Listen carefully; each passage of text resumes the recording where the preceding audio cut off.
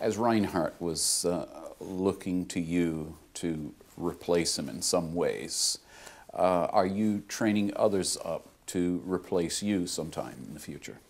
Well, I'm always looking to impart something to others, and Jesus said, "Freely you've received, freely give."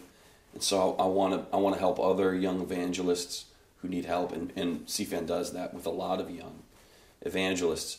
To be honest, I'm still trying to get my own feet into the saddle and the stirrups, and so I haven't necessarily started to groom someone to replace me yet. I think that's still in the future, but certainly that's important. I've often thought when you talk about Elisha, they say Elisha doubled the miracles of Elijah, and one of the miracles that's often cited is the miracle where they threw the dead body into the cave where Elisha's bones were, and when the body touched the bones, and it came back to life. And people talk about how anointed Elisha was, that even his bones were bringing people back from the dead.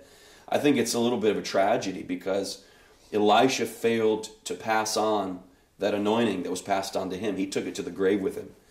Elijah's bones wouldn't have had that because Elijah threw his mantle down. He passed on that anointing. He passed on that gift to the next generation.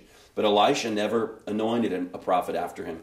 And we see after Elisha that Israel is thrown into turmoil, into difficulty and trouble. And I wonder, if there was someone that Elisha was supposed to anoint. I don't want to be that Elisha that takes the anointing and the gift and the mandate, more importantly, for the harvest to the grave. But I want to see it go on, maybe not even to one person, but to hundreds or to thousands of people in the next generation.